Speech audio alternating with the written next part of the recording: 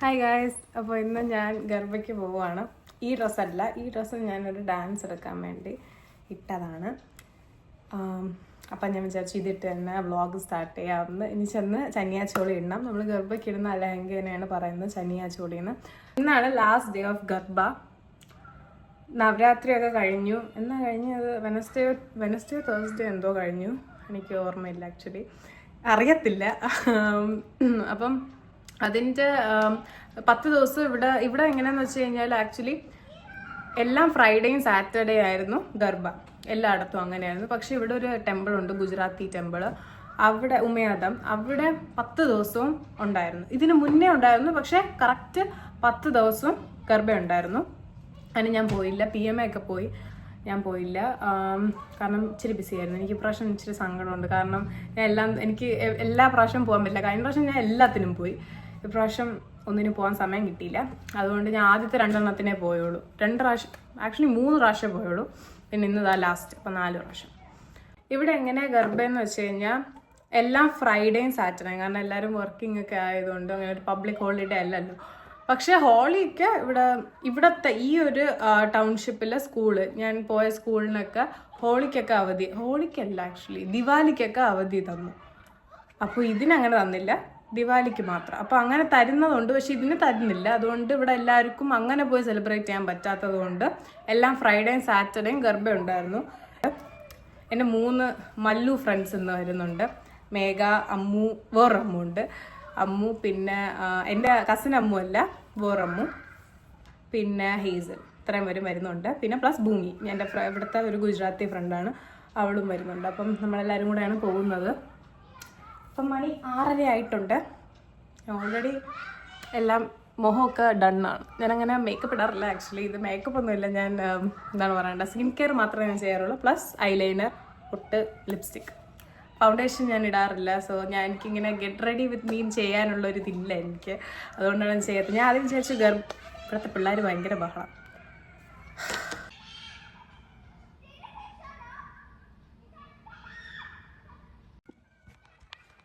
ഭയങ്കര ബഹളം, എനിക്ക് വ്ളോഗ് എടുക്കാൻ പറ്റുന്നില്ല. കുഴപ്പമില്ല. അങ്ങനെ ആദ്യം ഞാൻ വിചാരിച്ചു ഗർഭയ്ക്ക് പോകുന്ന റീലെടുക്കും, പക്ഷേ വ്ളോഗ് എടുക്കുമ്പോഴത്തേക്കും ഗെറ്റ് റെഡി വിത്ത് മീ അതൊക്കെ ആദ്യം വെക്കാന്നൊക്കെ വിചാരിച്ചു. പക്ഷെ അങ്ങനെ ഗെറ്റ് റെഡി വിത്ത് മീൻ ചെയ്യാനുള്ള ഒന്നും ഞാൻ അങ്ങനെ ചെയ്യുന്നില്ല. ഞാൻ ഫൗണ്ടേഷൻ ഇടാറില്ല. ഞാൻ just skin care and eyeliner and lipstick, പൊട്ട്, ഇത്രേ ഉള്ളൂ. അപ്പം എനിക്ക് അങ്ങനെ ചെയ്യാനുള്ളതായിട്ടൊന്നും ഇല്ല. അതുകൊണ്ടാണ് ആ പോർഷൻ ഞാൻ സ്കിപ്പ് ചെയ്തു. എനിക്ക് ഫൗണ്ടേഷൻ അലർജിയാണ്. ഫൗണ്ടേഷൻ അലർജി ആണോ അതോ ഇങ്ങനെ കുറേ കഴിഞ്ഞിടുന്നത് കൊണ്ട് പിമ്പിൾ വരുന്നതാണോ എന്ന് എനിക്കറിയത്തില്ല. കാരണം ഞാൻ ഇടുന്നത് വളരെ കുറവാണ്. ഞാൻ ഡാൻസ് സ്റ്റേജിൽ കയറുമ്പം പോലും ഇപ്പോൾ ഇടാറില്ല. കാരണം ഞാൻ ഇത്രയും ചെയ്തിട്ട് തന്നെയാണ് കയറുന്നത്. ഇവിടെ ഈ ഗർഭ ഇവിടെ ഭയങ്കര ഇതാണ്. കാരണം എന്ന് വെച്ച് കഴിഞ്ഞാൽ നമ്മളിവിടെ താമസിക്കുന്ന സ്ഥലം ഒരു പക്ക ബോംബെ അല്ല, ഒരു ഗുജറാത്തിലൊരു സ്ഥലം. ഞാൻ ഗുജറാത്തിൽ എവിടെയും പോയിട്ടില്ല, അതുകൊണ്ട് എനിക്ക് കമ്പയർ ചെയ്യാൻ പറ്റില്ല. എന്നാലും ഗുജറാത്തിലൊരു സ്ഥലം, അവിടെ എന്തായാലും ഗുജറാത്തികളാണല്ലോ. ഇവിടെ ഫുൾ ഗുജറാത്തീസാണ്. നമ്മളിവിടെ വന്നപ്പോഴത്തേക്ക് ആക്ച്വലി ഞെട്ടിപ്പോയി. ഞാൻ ഇങ്ങനെ ആദ്യമായിട്ട് ഇവിടെ US വന്ന് നമ്മളിങ്ങനെ ഇറങ്ങുമ്പോൾ നമ്മളെന്തായാലും ഒന്നെങ്കിൽ ബ്ലാക്സിനെ കാണും അല്ലെങ്കിൽ വൈറ്റ്സിനെ കാണും. ഇത് നേരെ കാണുന്നത് ഫുൾ ഇന്ത്യൻസ് ആണ്. Full Indian stores, Patel brothers, Indian grocers, Sabzi Mandi, Dosa palace, അങ്ങനെയാണ്.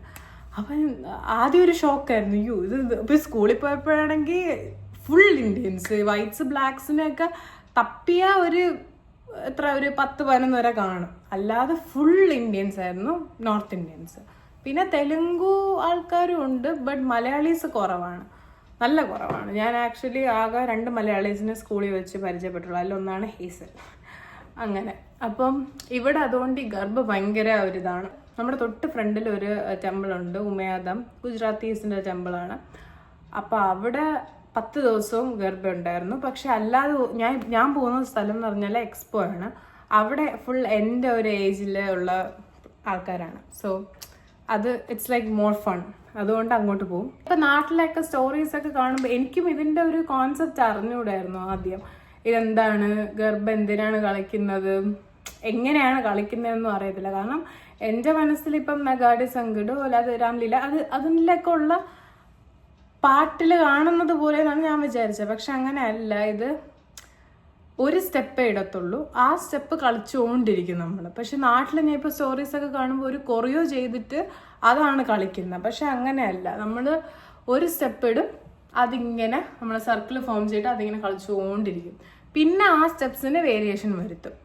ഓരോ പാട്ടിൻ്റെ ബീറ്റ് അനുസരിച്ച് പിന്നെ വേരിയേഷൻ വരുത്തി വരുത്തി വരുത്തി പിന്നെയും കളിച്ചുകൊണ്ടിരിക്കും. അതാണ് ആക്ച്വൽ ഗർഭ. അപ്പോൾ ഞാൻ ഇങ്ങനെ നാട്ടിലേക്ക് ഇപ്പോൾ സ്റ്റോറി കാണുമ്പോൾ എനിക്ക് മനസ്സിലാവും ഇങ്ങനെയല്ല കളിക്കേണ്ടത്. കാരണം ഇതാണ് പക്ക ഗുജറാത്തി സ്റ്റൈല്. നമ്മളിങ്ങനെ ആദ്യം ചെന്നിട്ട് അങ്ങനെ കളിക്കുക. അപ്പോൾ നമ്മളിങ്ങനെ ഓൾറെഡി സർക്കിൾസ് ഫോംഡ് ആയിരിക്കും. അപ്പോൾ നമ്മളിൻ്റെ ഇടയിൽ കയറും. അങ്ങനെ ഇന്ന ഗ്രൂപ്പ് അങ്ങനെയൊന്നുമില്ല, ഇഷ്ടമുള്ള ഇടയിൽ കയറാം നമുക്ക്. അങ്ങനെ കയറി കളിച്ചുകൊണ്ടിരിക്കും.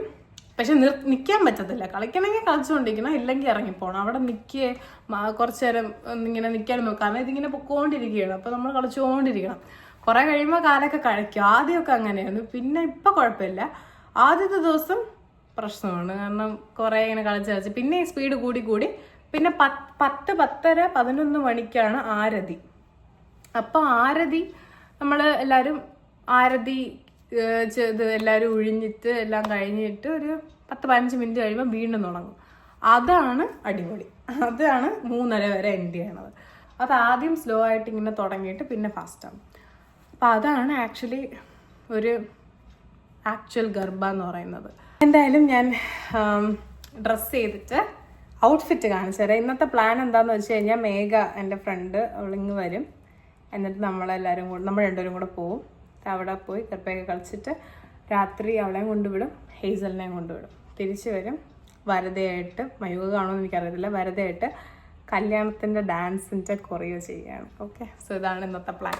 എനിവേസ് ഞാൻ ഔട്ട്ഫിറ്റ് കാണിച്ചു തരാം. ഇതാണ് എൻ്റെ ഔട്ട്ഫിറ്റ്. ഇതാണ് ദ മോസ്റ്റ് എക്സ്പെൻസീവ് ഡ്രസ്സ്. ഞാൻ വാങ്ങിച്ചതിൽ വെച്ച് ഏറ്റവും എക്സ്പെൻസീവ് ഡ്രസ്സ് ഇതായിരുന്നു. ഇതാണ് ഇതിൻ്റെ പ്രൈസ് കേട്ടാൽ നിങ്ങൾ ഞെട്ടും. അതുകൊണ്ട് ഞാൻ പറയുന്നില്ല. പ്രൈസ് പറയണമെങ്കിൽ കമൻറ്റ് ഡൗൺ ബിലോ.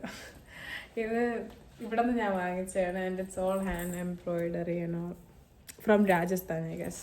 അപ്പോൾ ഇത് ഞാൻ വാങ്ങിച്ചതിൻ്റെ കഥ എന്താണെന്ന് വെച്ചാൽ, കഴിഞ്ഞ പ്രാവശ്യം ഇതുപോലെ ഞാൻ ചനിയ ചോളി, ഈ ഗർഭയ്ക്കിടുന്ന ഈ ലഹങ്കയുടെ പേരാണ് ചനിയ ചോളി. അപ്പോൾ ഞാനും അമ്മുവും കൂടെ ചനിയ ചോളി എനിക്ക് വേണ്ടി തപ്പിപ്പൊയ്ക്കൊണ്ടിരിക്കുമായിരുന്നു കഴിഞ്ഞ വർഷം. അപ്പോൾ ഒരു കടയുടെ ഫ്രണ്ടിൽ മറ്റേ ഡോളിനൊക്കെ ഇട്ട് വെച്ചേക്കുന്ന ഡ്രസ്സായിരുന്നു ഇത്.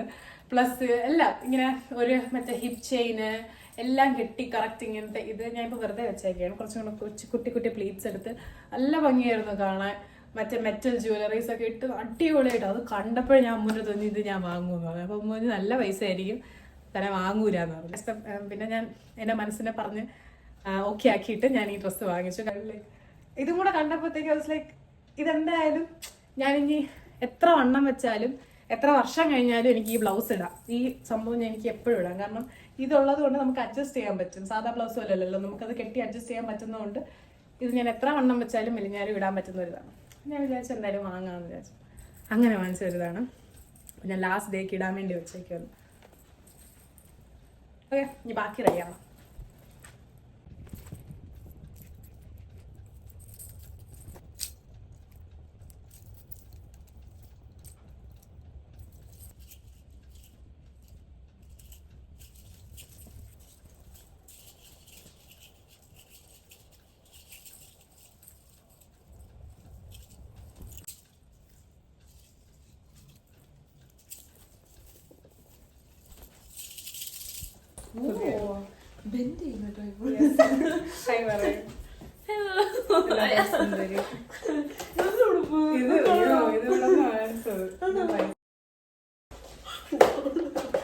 പ്രൈസ് ഞാൻ പറഞ്ഞു ഞെട്ടിയതാണ്. പ്രൈസ് പറഞ്ഞിട്ടില്ല. വേഗം expression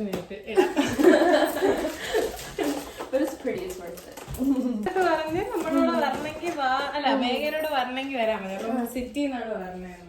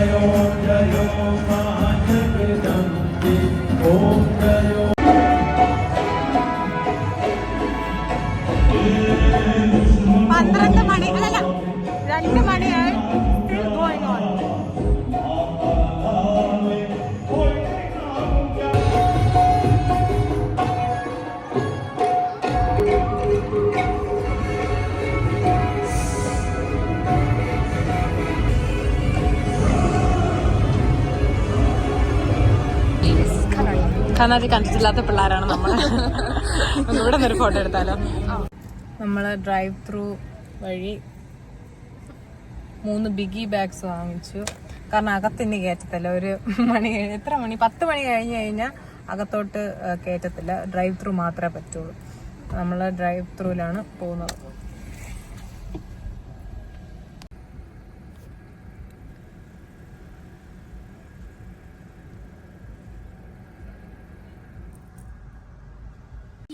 Bye, Mega. Good night. Good night. I hope you guys wake up. Good night. Bye bye. Bye bye. Tata. Yes. And you're ഉറങ്ങിക്കോ. Bye bye. 5 മണിയായിട്ടുണ്ട്. ഞാൻ വീടെത്തിയപ്പോൾ നല്ല ലേറ്റായി. എല്ലാവരെയും കൊണ്ടാക്കിയിട്ടൊക്കെ വന്നപ്പോൾ. പിന്നെ ഞാൻ വീട്ടിൽ വന്നു, ഡ്രസ്സൊക്കെ മാറ്റി ഫ്രഷനപ്പായി കിടന്നുറങ്ങണം. ഞാൻ കഴിച്ചിട്ടില്ല ഇന്നത്തെ ദിവസം. വെന്നീസിന്ന് ഫുഡ് വാങ്ങിച്ച് നേരെ കൊണ്ട് ഫ്രിഡ്ജ് വെച്ച് എനിക്ക് കഴിക്കാൻ തോന്നുന്നില്ല. ഞാൻ കഴിച്ചത് ഇന്നലെ രാവിലെയാണ്. ഇന്നലെ രാവിലെ ബ്രേക്ക്ഫാസ്റ്റ് കഴിച്ചതാണ്. അതിനുശേഷം ഞാൻ ഒന്നും കഴിച്ചിട്ടില്ല. ഇനി എന്തായാലും നാളെ രാവിലെ കഴിക്കാം. ഇവിടെ എല്ലാവരും ഉറക്കമായെന്നല്ല, ഇപ്പോൾ എണീക്കും മിക്കവാറും ബാജി. അതിന് മുന്നേ പോയി കിടന്നുറങ്ങണം. പിന്നെ എനിക്ക് ഇടയ്ക്ക് നല്ല ഉറക്കം വന്നു. കാരണം വരുന്ന വഴിക്ക് നോക്കിയപ്പോൾ ഹേസൽ സൈഡിൽ കിടന്ന് ഉറങ്ങുന്നത്. അപ്പോൾ എനിക്കത് കണ്ടപ്പോഴത്തേക്ക് ഉറക്കം വന്നിട്ട് വയ്യായിരുന്നു. പാട്ടൊന്നും ഇട്ടിട്ട് ഒരു രക്ഷയില്ല. പിന്നെ ഞാൻ നാട്ടിൽ മയൂരം വെറുതെ വിളിച്ചു. അവർ രണ്ടുപേരും കൂടെ അവരെടുത്തുകൊണ്ട് ഭാഗ്യം. ഞാൻ അവരെടുത്തും പിന്നെ കൂടെ പവി ഉണ്ടായിരുന്നു. 3 പേരുടെ അവിടെ 3 പേരുടെ കൂടെ സംസാരിച്ചുകൊണ്ടിരുന്നതുകൊണ്ട് ഞാൻ ഇവിടം വരെ ഉറങ്ങാതെ എത്തി. ഓക്കെ, അപ്പോൾ ബൈ.